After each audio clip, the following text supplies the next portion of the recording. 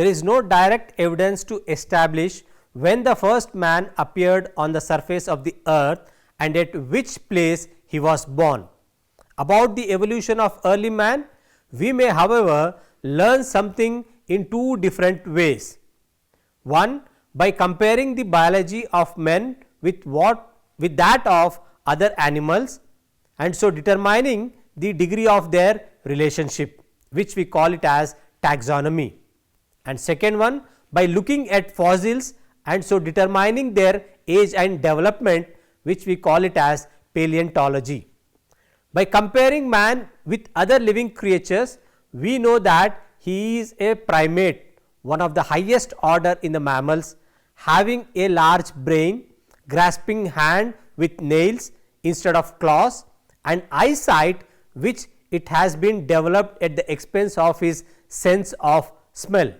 Primates include three shrews, that is lemurs, monkeys and apes. Man shows the greatest resemblance to apes not only in posture and means of locomotion, that is ability to move from one place to another, but in the development and coordination of his brain and hands and in the biochemistry of his blood. Man has however been distinguished from other primates, both living and fossil, means ability to make and use tools.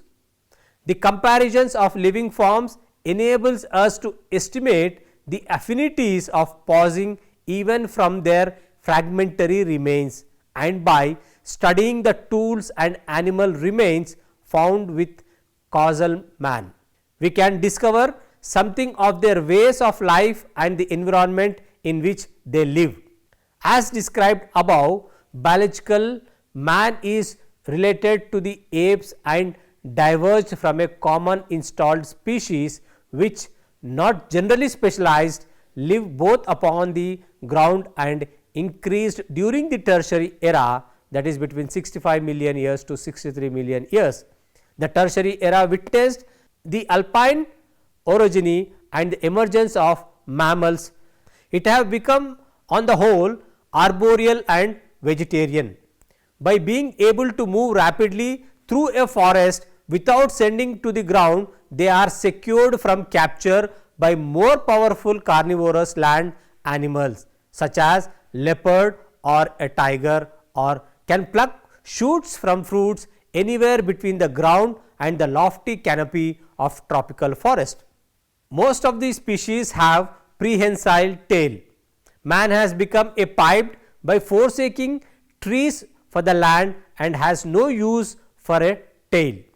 The comparisons of living forms enables us to estimate the affinities of fossils even from their fragmentary remains, and by studying the tools and animal remains found with fossil men, we can discover something of their ways of life and the environment in which they lived.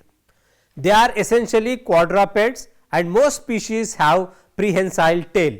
Man has become a piped for forsaking trees for the land and has no use for its tail. His feet have become fully adapted for walking or running, and the toes cannot grip a branch as can an ape. The hand, not required either for walking or for grasping branches during leaps from tree to tree, has become a precisely controlled organ which, having the thumb opposed to the fingers instead of alongside, can use a variety of tools.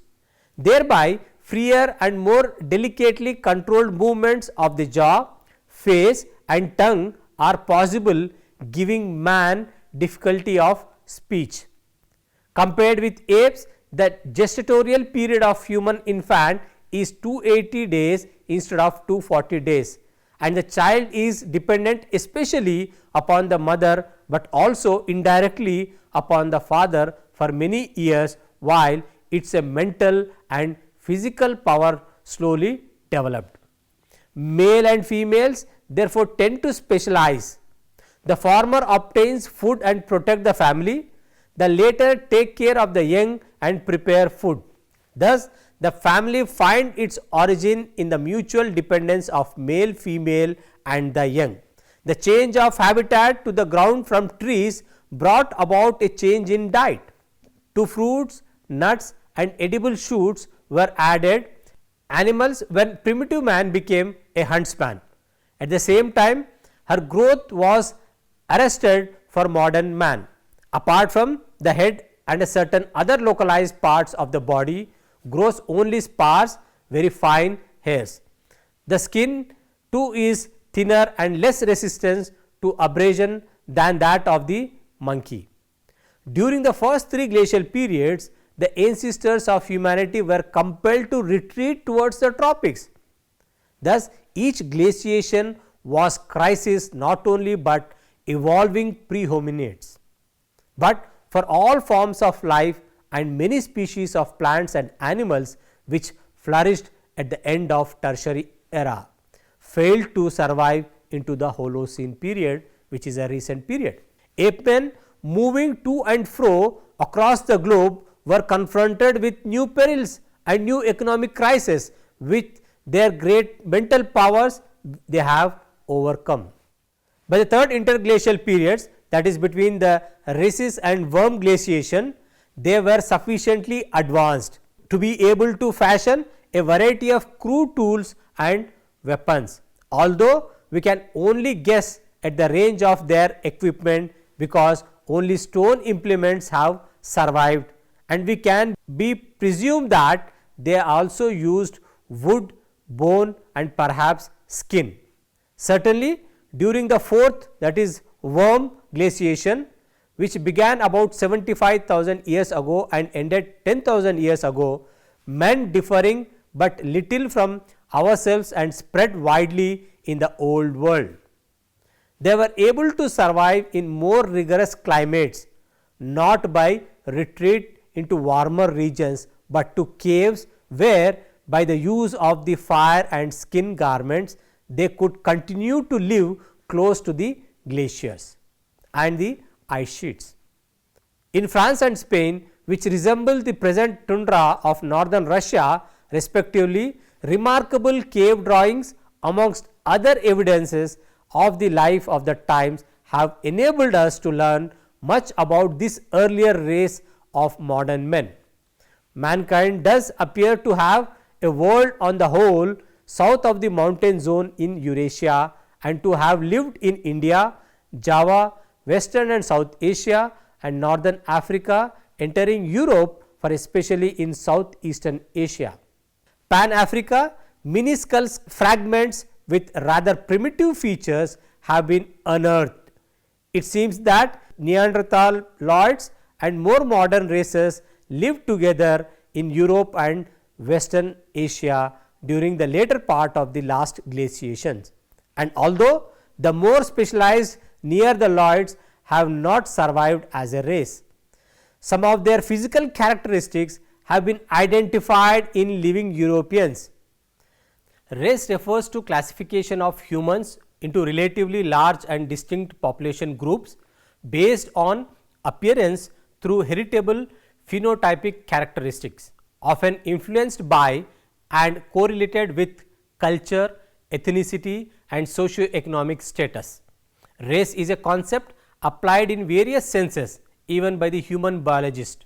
In the present context, we are concerned with anthropological or biological concept of race. As a biological term, race denotes genetically divergent human population that can be marked by common phenotypes.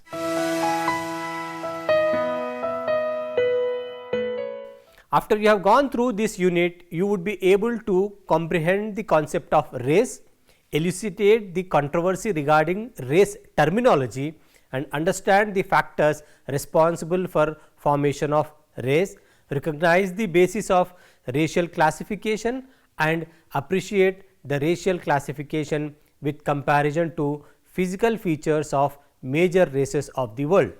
Among humans, race has classistic significance. All human beings belong to the same hominid subspecies, that is Homo sapiens sapiens, each differing from other population in the relative commonness of certain hereditary trait. Hutton has defined race is essentialist concept as a great division of mankind, characterized as a group sharing certain combination of features derived from their common descent and constitute a vague physical background, usually more or less obscured by individual variations and realized best in a composite picture. Mayer has given the taxonomic concept of definition as a subspecies is an aggregate of phenotypically similar populations of a species inhabiting a geographic subdivision differing taxonomically from other populations of the species. Dobzhansky has defined race in population concept as race are genetically distinct Mendelian populations. They are neither individuals nor particular genotypes, they consist of individuals who differ genetically among themselves. Montagu has defined race is genetically context as a population which differs in the frequency of some gene or genes which actually exchange or capable of exchanging genes across boundaries and separate it from other population of the species. Templeton in 1998 has given the lineage concept of definition as a subspecies is a distinct evolutionary lineage within a species. This definition requires a subspecies genetically differentiated due to barriers occurring in genetic exchange that have persisted for long periods. The subspecies must have historical continuity in addition to current genetic differentiations. In short, the term race is applied to a physically distinctive groups of people on the basis of their difference from other groups in skin color, head shape, hair type and physique. Anthropologists take the word race in its zoological sense. If the people of one race may be distinguished by physical markings, then they constitute a race. While dealing with the definition of race, anthropologists have considered few related facts. For example, national, religious, cultural and geographical inhabited human groups should not be confused with racial groups. The Indians or Pakistanis do not form a race, nor do the Persians or the Germans. These are nationals or religious groups. In the same way, the Dravidians do not constitute a specific race, they are linguistic groups. Therefore, one should be cautious enough in applying the term race to a particular human group. On the other hand, the concept of racial superiority or inferiority has created problems in human society.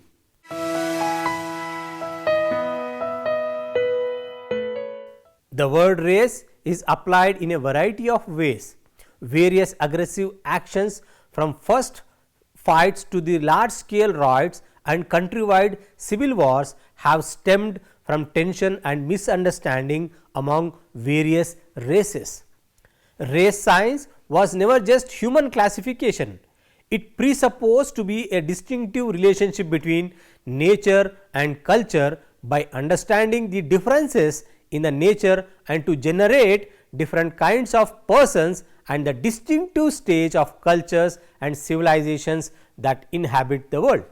Craig Venter and Francis Collins jointly made an announcement of the mapping racial classification of human genome in 2000 year. Venter stated that race is a social concept and not a scientific one. There are no bright lines to compare all the sequenced genome on the planet. When we try to apply science to sort out these social differences, it all falls apart. Stephen Palm asserted that race is not a thing but a social relation, or in the words of Katia Gibel Mevork, a metonym, a human invention whose criteria for differentiation are neither universal nor fixed, but have always been used to manage difference. As such, the use of the term race must be analyzed.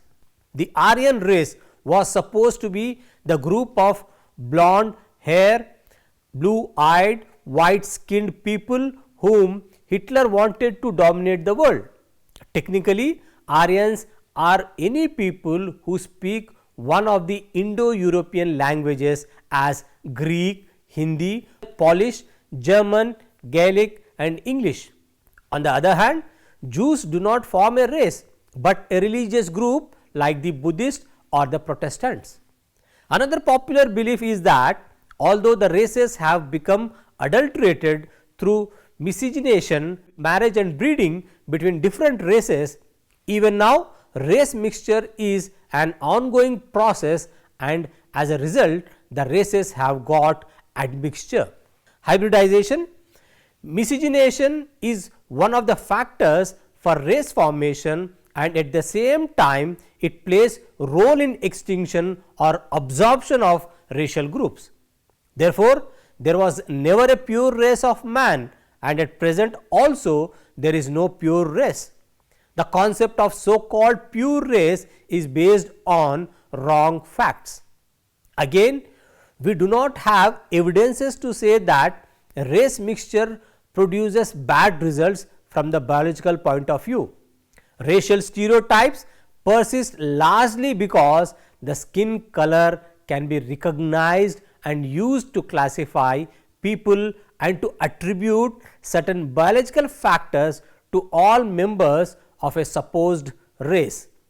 In classifying human races, most of the anthropologists do not consider the mental characteristics, that is IQ. Klinberg has very clearly stated that the scientists know no relation between race and psychology. The term race has often been used by certain individuals to justify their exploitation on other groups. Sometimes few controversies related to cultural traits and a term race also arises. Cultural traits may be acquired by one in his time, but not the racial strains. Certain populations of Northeast India have adopted Western culture, but not their physical features. Their cultural traits may mislead one, but not their physical features. However, admixture at the biological level brings changes in the racial types also. Like cultural traits, racial traits are also changeable, but the cultural traits and the term race is not related to or on any scientific basis.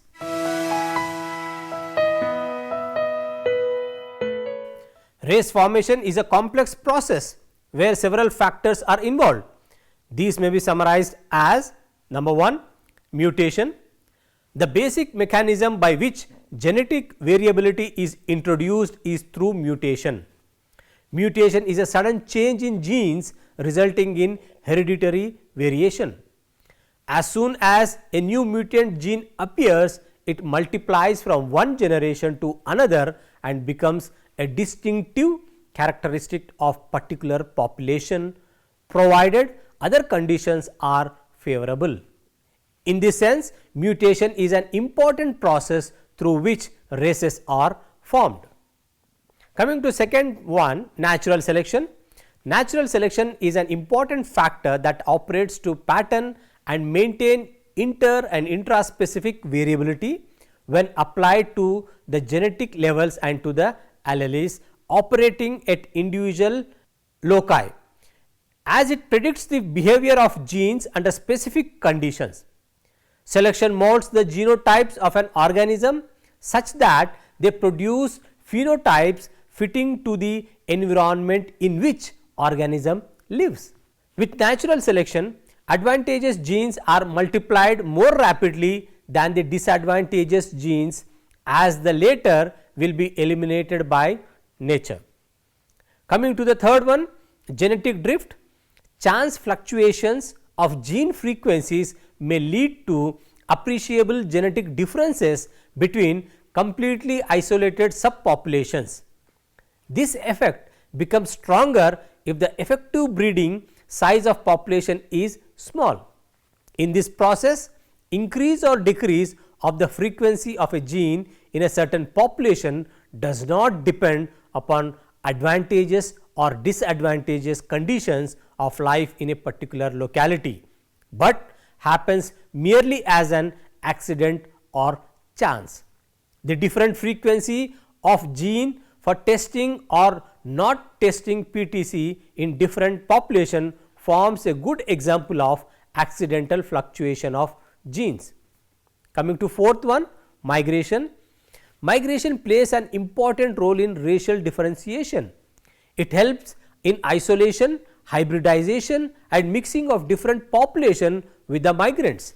Group of people migrate from mother population to different directions from the common center and become isolated from one another, and due to endogamy, pressure of natural selection and the process of hybridization may cause formation of races. Now, coming to isolation. Isolation may be geographical or social and is considered to be a great race maker. The natural selection and genetic drift will act effectively only when a particular population is isolated from the neighboring populations. As isolation increases, the possibility of intermarriages among groups decreases, thus introducing new genes transmitted from one generation to another by the process of heredity, resulting in new racial strains. Hybridization is a process by which genes within a species are introduced into other population, resulting in genetic combination which are entirely new.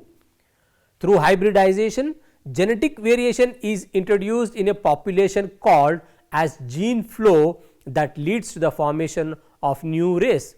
For example, the mingling of Americans and Negroes has produced a new racial population, an ongoing process. Coming to sexual selection, it is a process of selecting mates on the basis of some preferred qualities, as a result of which the sexually preferred type would become the dominant variety of the individuals. For example, in a population where blue eye color was preferred to brown color, the brown colored individual would get lesser and lesser number of mates. Ultimately, the gene of brown eye might be eliminated by this process, or the blue eyed would marry blue eyed and the brown eyed would marry brown eyed. In such case, two distinct type of subgroups would be formed. Coming to social selection, in social selection, breeding is regulated by artificially instituted barriers between socially approved individual and groups within a population, so that mating occurs between individuals preferred by such social standards rather than at random. In such situation, strong isolating mechanisms are developed which in due course may produce modifications in a population. Thus, it may be stated that mutation, natural selection, genetic drift, migration, isolation, hybridization, sexual selection and social selection etc. are the main processes responsible for the formation of racial strains.